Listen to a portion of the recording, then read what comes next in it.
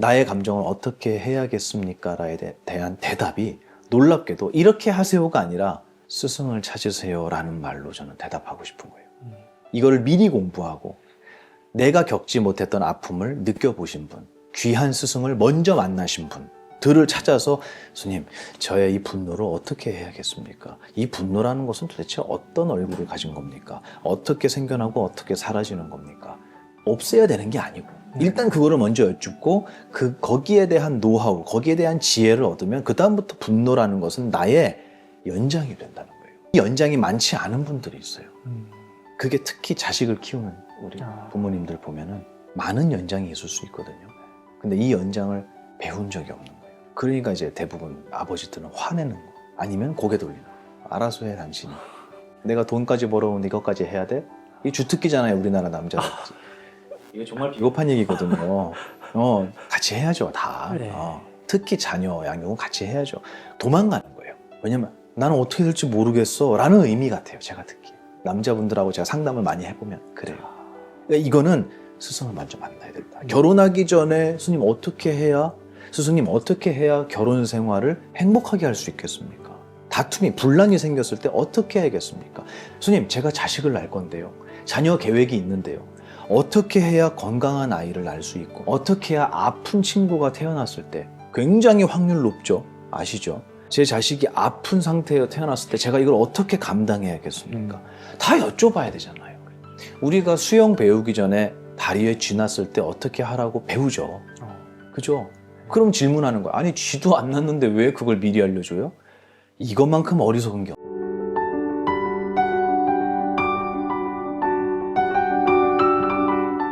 이 감정을, 분노라는 감정을 어떻게 써야겠습니까? 그래서 제가 고등학생 남자애 상담을 할 때 그랬어요. 우리 엄마 때문에 열받아 죽겠다고 그러는 거예요. 짜증난대요. 뭔 말만 하면은 자기를 가르치려고 든대요. 통제하려고 든대요. 나는 힘들어서 그냥 나 그거 하기 싫은데 나 그거 너무 걱정되네. 이렇게 얘기하면 듣기 싫어. 나한테 얘기하지 마. 이렇게 얘기를 한다는 거예요. 지금까지 다 한다고 너 입으로 얘기했잖아. 근데 힘들다 그러면 어떡해? 아니 힘들다고 해도 되죠. 그게 잘못은 아니에요. 내가 언제 그만한대요? 힘들다고. 그 표현을 자기는 했는데 엄마는 그거를 통제하려고 들었다는 거예요. 너무 화가 났대요. 자기 친엄마가 아닌 것 같다. 너무 똑같이 생겼는데 내가 보니까. 본인도 알아요, 똑같이 생겼다는 거.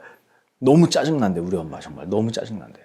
뭐라고 했냐면 그래, 너 열받고 짜증날 수 있어. 화날 수 있어. 화라는 감정을 엄마한테 쓰지 말고 세상에 쓰면 어떻겠냐고 제가 그랬어요. 이 세상은 부조리가 정말 많고 속된 말로 카르텔이 너무 많아요. 맞죠? 어디나, 출판계뿐만 아니라 어디나, 심지어는 우리 스님네들까지. 스님네들까지도 그걸 기득권이라고 표현하고 싶지는 않지만 올바른 뜻을 가진 사람이 자기의 목소리를 낼 수 있는 자리가 대한민국엔 그렇게 많지는 않은 것 같아요. 너가 세상에 나가서 이제 수많은 사회 속에 많은 조직과 모임들을 보고 어떤 시스템을 만나게 될 텐데 거기서 느끼는 분노, 이거는 어떤 개인에게 일으키는 분노가 아니라 이 세상을 바꿔야겠다라는 분노 아니겠냐. 그것도 분노야. 너가 엄마한테 짜증나요, 화나요, 보기 싫어요 하는 분노와 세상을 향한 분노는 똑같은 분노라는 우리의 정신의 능력이잖아요. 근데 이거를 작은 데 쓰고 있지 않느냐라는 얘기 제가 해줬어요. 이거는 분노, 화내지 말란 얘기인가요? 아니잖아요. 그게 아니에요. 정말 큰 데다 쓰라는 거예요. 부처님은 그 분노를 내셨을까 안 내셨을까? 내셨다고 생각해요. 저는 그 첫 번째 분노가 어떤 거였냐면 제가 느낀, 이건 제 생각입니다. 제가 느낀 스승님의, 우리의 스승의 첫 번째 분노는 농경제였던 것 같아요. 농경사회니까 농경제에서 처음으로 밭을 갈고 씨앗을 뿌리는 이 의식을 시작으로 온 나라가 농사를 시작하는 농경제가 있었대요. 그때 이제 부처님께서 나무 그늘 밑에서 사라진 거예요, 왕자가. 그러니까 왕이 찾았죠. 물어보니까 나무 그늘 밑에서 요즘 말로 멍 때리고 앉아 있는 거예요. 그래서 왜 그러냐 물어봤더니 아버님께서 흙을 뒤집어 엎으니까 수많은 벌레들이 나왔대요. 논도 눈 이렇게 갈아엎잖아요, 봄에. 그럼 거기 뭐 와 있는 줄 아세요? 모르세요? 고향이 어디세요, 대표님? 서울이에요. 서울에 논 없어요? 갈아엎어요. 그리고 물을 대요. 그리고 평평하게 논을 해야지 모내기를 할 거 아니에요. 이게 울퉁불퉁하면은 모를 똑같이 심으면 뭐가 떠버려요. 땅에 박히질 않고. 그러니까 평평하게 해놓고 내가 갑자기 이 얘기를 왜 하죠? 어쨌든 그래갖고 심는 거예요. 그러니까 갈아엎어야 되잖아요. 섞어야 된단 말이에요. 그리고 이제 물을 대면 백로하고요, 까마귀, 까치 이런 새들이 논둑에 쫙 다 앉아요. 낚시꾼들처럼. 왜 그럴까요? 지렁이? 그렇죠. 수많은 벌레가 겨우 내내 땅속에 숨어서 자고 있던 수많은 벌레가 농부가 밭을 가니까, 논을 가니까 다 튀어나오는 거예요. 물을 대니까 물이 둥둥 뜨고 막 이럴 거 아니에요. 그거 다 잡아먹으러 오는 거예요. 부처님께서 그걸 보신 거예요. 아니 얘는 뭘 잘못해서 얘한테 먹혀야 되지? 그리고 얘는 또 뭘 잘못해서 얘한테 먹혀야 되지? 우리가 흔히 알고 있는 먹이사슬을, 약육강식을 처음으로 보신 거예요. 근데 그 약육강식에는 명분이 없다는 거예요. 저는 그거를 보셨다라고 생각해요. 명분이 없다. 우리가 누군가를 짓밟고, 아니 더 쉽게 얘기해서 우리가 생선을 먹어야 되는 명분이 있나요? 이러기 때문에 반드시 먹어야 한다. 어떤 분은 이렇게 얘기할 수 있어요. 나의 생존을 위해서 먹어야 한다. 그럼 전 반문하고 싶어요. 당신의 목숨이 그렇게 고귀하냐고. 농담으로 그래요. 결혼한다고 저한테 청년들이 와요. 그 남자들이 이제 와서, 주님 저 장가 갑니다. 그러면 제가 그래요. 우리 고사님 DNA가 물려줄 만큼, 유전을 시킬 만큼 우월하다고 생각해요. 농담이지만 저는 네. 뼈가 있는 얘기예요. 진짜요. 저는 제 DNA가 안 좋다고 생각하기 때문에 이제 웃자고 하는 얘기지만 명분이 있냐는 거예요. 정말 돼지 때려잡고 소 때려잡고 닭 때려잡고, 아니 시금치 하나라도 뽑아 먹을 명분이 있냐는 거예요. 우리가 지구에 무슨 이익이 있는 존재냐는 거예요. 이렇게 따지면 밥 먹을 사람 아무도 없는 거예요. 그 얘기는 너는 명분이 없으니까 먹지 말라는 얘기가 아니고, 누구도 명분이 없이 남을 잡아먹고 있다는 거예요. 약육강식. 이 시스템을 저는 부처님께서 어린 유년 시절에 처음으로 보시고, 저는 슬픔보다는 분노가 앞서지 않으셨을까라는 생각이 들어요. 저 같으면, 제 생각이라고 했잖아요. 네. 저 같으면 화가 났을 것 같아요. 왜 우린 이렇게 살아야 되지? 그리고 나에 의해서 짓밟히고 행복과 목숨을 빼앗기는 수많은 존재들이 나의 삶을 유지하는 내내 생길 거예요. 맞죠? 과연 이게 올바른, 이게 과연 행복한 세상인가? 라는 분노. 이것도 분노예요. 이게 우리 엄마 짜증나요. 이 분노와 무게를 한번 달아보자는 거예요. 비교할 수 없죠, 이 분노는. 그래서 나는 이 세상에 행복을 전할 거야. 나는 모두가 고통받고 있는 이 세상에 모두가 똑같이 속고 있는 어떤 어리석음을, 무명을 나는 밝혀줄 거야 라는 생각을 내는 지도자가, 선구자가 이 땅에 태어났다면, 저는 그분을 분노라는 것을 가장 아름답고 크게 사용하신 게 아닐까라는 생각을 합니다. 저는 슬픔도 마찬가지고요, 사랑도 마찬가지고요, 우리에게 갖추어져 있는 능력은 단 하나도 버릴 게 없다고 생각해요. 우리 생각, 우리 마음에서, 우리 정신에서 일어난 감정과 생각에 대한 제 어떤 큰 틀이죠. 그러니까 이거는 조절해야 되는 대상이 아니라, 과연 이 감정을 어떻게 써야지 아름답고 위대하게 쓸 것인가. 그래서 우리 윤봉길 의사는 양재 시민의 숲, 거기에 윤봉길 의사 기념관 있죠. 네, 매헌 윤봉길 뭐죠? 기념관 있어요. 네네네. 저희 거기 가봤거든요. 근데 윤봉길 의사 이제 생애에 대한 게 있는데 생애가 몇 개 안 돼요. 왠지 아세요? 23살 때 가셨거든요. 저 놀랐어요. 23인가 24인가 그래요. 그때 중후반부터 시작해서 그게 다예요. 그분은 의사잖아요. 의사. 그죠? 정의로운 분이고 대한민국의 어떻게 보면 역사의 큰 획을, 대한민국 한반도에 있는 모든 우리 대한민국 마음에 불을 일으키신 분이란 말이에요. 오래 살아서 그런 게 아니잖아요. 또 그분이 분노가 없었겠느냐는 거예요. 저는 크게 냈으면 좋겠다. 그래서 모두가 행복해지는 이 세상의 부조리와 슬픔과 고통이 사라질 수 있도록 하는 분노를 냈으면 좋겠다라는 게 제 생각이에요. 그래서 이거를 남성들뿐만 아니라 청년들에게 저는 꼭 전하고 싶어요. 당신들이 느끼는 분노 잘못된 거 아닙니다. 당신이 못나서 핍박받아서 소외당해서 어떤 불공정한 처우 때문에, 아니 그게 아니라 누구에게나 가지고 있는 이 능력을 정말 우리 한데 모아서 이 세상을 멋지게 바꿔나가는데 써먹으면 어떻겠습니까? 거기에 소비하면 어떻겠습니까? 라는 얘기를 저는 정말 하고 싶어요. 그게 제가 말씀드리고 싶은 삶의 기술이라고 하는 어떤 글에다가 제가 녹여내고 싶은 게 바로 그거예요. 하나도 버리지 말자. 대신 이걸 어떻게 사용해야 내가 다치지 않겠느냐. 제가 옛날에 불교 심리학 강의할 때도 그렇게 표현했어요. 우리의 마음이라고 하는 것은, 아니요, 더 좁게 얘기하면 우리의 감정과 생각이라는 것은 정말 정말 날이 잘 서 있는 명검이에요. 칼을 한 번도 칼을 써보지도 않았고 칼이 뭔지도 모르는 사람에게 선물해 준 거예요. 누군가가. 그랬더니 이게 뭐예요? 해놓고 칼에는 날과 손잡이가 있잖아요. 이거 뭐예요? 그러면서 날을 잡으면 어떻게 되겠어요? 내가 다치죠. 그렇죠. 피나요. 내가 다쳐요. 뭐야, 이거 되게 좋은 거라면서요. 왜 이렇게 힘들어요? 아, 칼은 아픈 거구나. 이렇게 결론 내는 게 뭐냐면, 아, 화는 힘든 거구나. 이렇게 결론 내린 것 같아요. 근데 어떤 사람은 우연히 칼자루를 잡게 된 거예요. 운이 좋아서. 그러니까 야, 너무 좋은데 하고 휘둘렀어요. 누가 다칠까요? 남이 다쳐요. 칼날을 잡으면 내가 다치고 칼자루를 잡으면 남이 다쳐요. 이게 뭔지, 이 칼이라는 것이 무엇인지, 이것의 구조는 어떻게 돼 있는지, 이걸 어떻게 써먹어야 되는지를 아무도 알려주지 않은 거예요. 우리의 분노라는 건 어떤 구조로 탄생하게 되고, 이것은 어떻게 써야지 나도 힘들지 않고 남도 힘들지 않은지에 대한 교육이 아무도 없어요. 그냥 기껏해야 화내지 말아라. 그것도 일부 사람들에게만. 욕심내지 말아라. 저는 그렇게 생각 안 해요. 욕심낼 거면 멋지게 내야죠. 큰 욕심을 내야죠. 그게 제가 하고 싶은 얘기였어요. 그래서 우리의 감정한테 좀 무죄를 좀 선고했으면 좋겠어요. 거기는 잘못이 없다. 근데 내가 그것을 모르기 때문에, 그것의 구조를 모르고 정체를 몰라서 내가 함부로 잘못 사용한 것이지, 그 감정이라는 능력은 죄가 없다. 다스릴 대상이 아니다. 이렇게 저는 얘기하고 싶습니다. 그럼 다스려야 된다는 그 표현을 많이 하죠. 그러면 어떻게 해야 되나요? 다스리는 게 아니라, 아까 다스린다는 건 약간 통제하는 느낌이 들잖아요. 그래서 그 표현에 대한 얘기를 드린 거고, 우리의 감정을 어떻게 되냐면, 첫 번째로는 제가 칼에 대한 비유를 드렸잖아요. 구조를 알아야 돼요. 아, 손잡이와 날로 돼 있구나. 그러면 화라는 것은 어떤 원리로 일어나는구나. 화라는 감정의 재료는 무엇이구나. 화라는 감정은 어디에서 탄생해서 결국 사라지면 어디로 들어가는구나. 이 모든 구조를 배워야죠.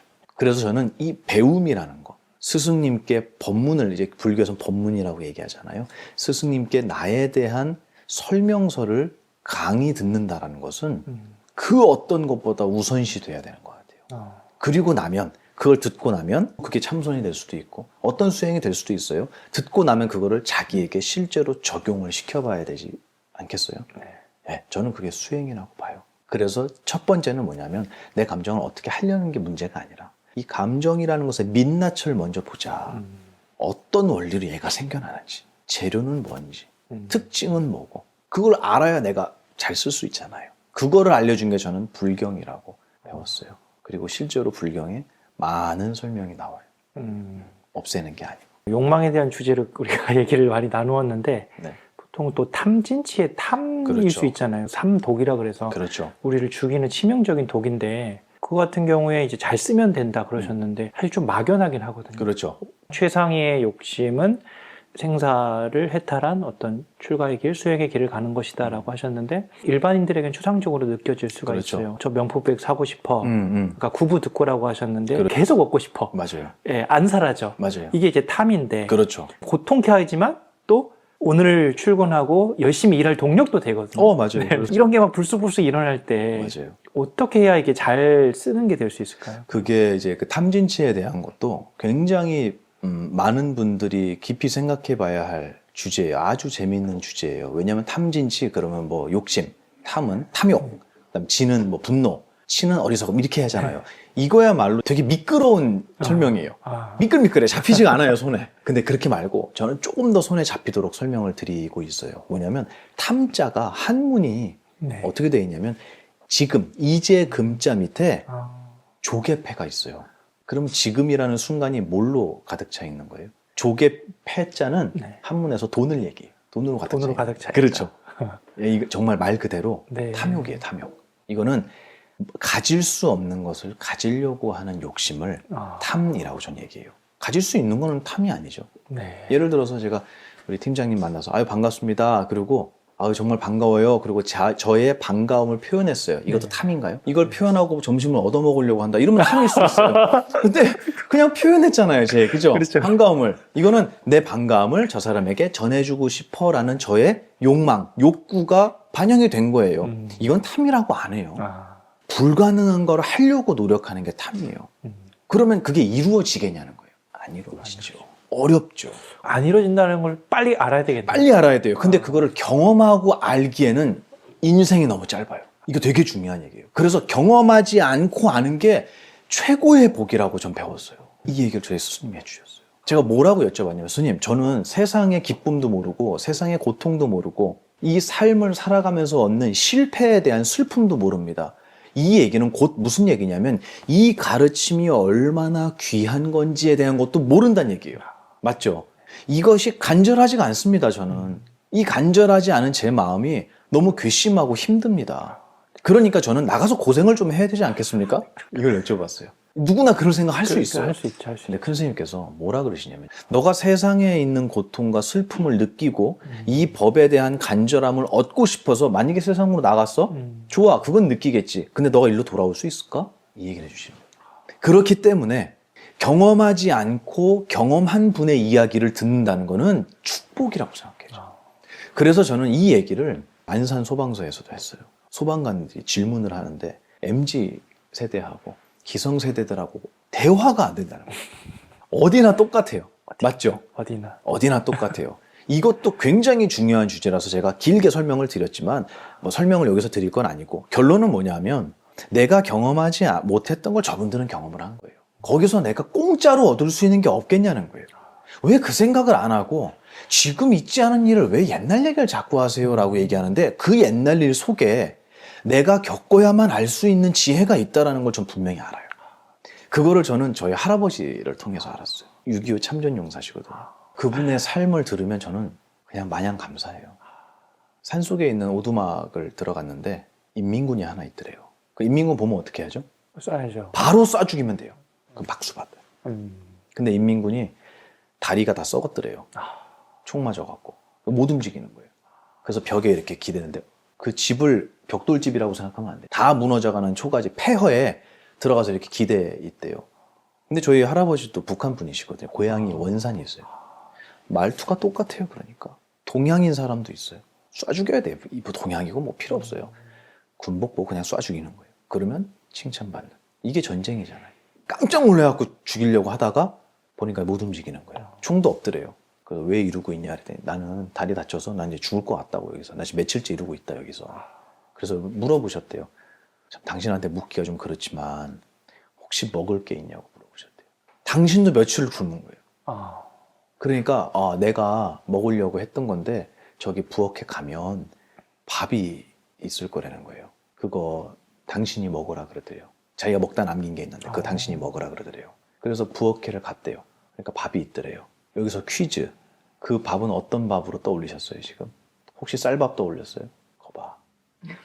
이렇다니까요. 쌀은 한 톨도 섞여 있지 않은 보리밥인데 그 정도는 상상했어요. 보리밥 같겠다. 정말 거친 음식이겠다까지는 상상했어요. 그 다음 얘기를 상상 못했어요. 첫 번째, 쉰밥이에요. 당연하죠. 쉰밥 물에 헹궈서 먹으란 얘기였어요. 자기 그렇게 먹었다는 거예요, 며칠 전에. 거기다가 이렇게 밥을 휘휘 저으니까 돌이 반이더래요. 상상했어요? 우리는 배민으로 시켜 먹잖아요. 남긴 버리잖아요, 그냥. 그런 삶을 살아오신 분들 덕분에 대한민국이 있잖아요. 이게 정말 무시해도 될 만한 분들이냐는 거예요. 저는 그렇게 생각해요. 그분은 얼굴을 모르고 내가 대화도 안 하고 저하고 아무 인연이 없어도 정말 그 인생을 살아오신 분들을 정말 손가락질하고 아유 저 꼰대들 하고 아무것도 모르면서 잘난 척은 이렇게 무시해도 될 만한 분일까라는 생각을 저는 저에게 많이 자문해요. 저는 대답은 항상 그렇지 않습니다. 분명히 배울 게 있습니다. 감사함이 있습니다. 맞죠? 우리는 내가 노력하지 않은 것에 대해서 배울 수 있다면 그게 정말 나에게 주어진 축복이라고 느껴야 돼요. 그래서 수많은 스승을 찾아서 그분들의 말씀을 들어야 된다고 생각합니다. 저 역시도 그렇게 공부하고 있고요. 아까 질문이 그거잖아요. 어떻게 해야 되냐고. 배워야 된다. 그래서 제가 나가서 강연해요. 제가 똑똑해서가 아니라 요만큼 배웠는데 그게 너무너무 저에게 행복이에요. 말할 수 없는 보배예요. 내가 이렇게 행복해졌으니, 이렇게 삐뚤어지고 모난 나도 행복해졌으니 당신들도 행복해질 수 있지 않겠습니까? 라는 그냥 저는 그거 하나 들고 그냥 뛰어나갔어요. 정말 무모하고 용감했어요. 그게 저는 어떻게 보면 나의 감정을 어떻게 해야겠습니까? 라에 대한 대답이 놀랍게도 이렇게 하세요가 아니라 스승을 찾으세요 라는 말로 저는 대답하고 싶은 거예요. 이거를 미리 공부하고 내가 겪지 못했던 아픔을 느껴보신 분, 귀한 스승을 먼저 만나신 분들을 찾아서 스님, 저의 이 분노를 어떻게 해야겠습니까? 이 분노라는 것은 도대체 어떤 얼굴을 가진 겁니까? 어떻게 생겨나고 어떻게 사라지는 겁니까? 없애야 되는 게 아니고 일단 그거를 먼저 여쭙고 거기에 대한 노하우, 거기에 대한 지혜를 얻으면 그 다음부터 분노라는 것은 나의 연장이 된다는 거예요. 이 연장이 많지 않은 분들이 있어요. 그게 특히 자식을 키우는 우리 부모님들 보면은 많은 연장이 있을 수 있거든요. 근데 이 연장을 배운 적이 없는 거예요. 그러니까 이제 대부분 아버지들은 화내는 거 아니면 고개 돌리는 거. 알아서 해 당신이. 내가 돈까지 벌어오는데 이것까지 해야 돼? 이게 주특기잖아요, 우리나라 남자들. 이게 정말 비겁한 얘기거든요. 같이 해야죠, 다. 네. 특히 자녀 양육은 같이 해야죠. 도망가는 거예요. 왜냐면 나는 어떻게 될지 모르겠어 라는 의미 같아요, 제가 듣기에. 남자분들하고 제가 상담을 많이 해보면 그래요. 그러니까 이거는 스승을 먼저 만나야 된다. 결혼하기 전에 스님 어떻게 해야, 스승님 어떻게 해야 결혼 생활을 행복하게 할 수 있겠습니까? 다툼이, 분란이 생겼을 때 어떻게 해야겠습니까? 스님, 제가 자식을 낳을 건데요. 자녀 계획이 있는데요. 어떻게 해야 건강한 아이를 낳을 수 있고, 어떻게 해야 아픈 친구가 태어났을 때 굉장히 확률 높죠? 아시죠? 제 자식이 아픈 상태에 태어났을 때 제가 이걸 어떻게 감당해야겠습니까? 다 여쭤봐야 되잖아요. 우리가 수영 배우기 전에 다리에 쥐 났을 때 어떻게 하라고 배우죠. 그죠?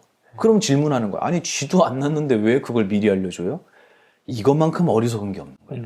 나는 경험하지 못했지만 경험한 분의 이야기를 듣는다라는 거는 제가 볼 때 인간이 할 수 있는 정말 최고의 교양이라고 생각해요. 짐승들도 이걸 하긴 해요. 어미가 하는 걸 보고 배우잖아요. 근데 우리는 배우려고는 안 해요. 그래서 제가 강의 때 이런 얘기를 해요.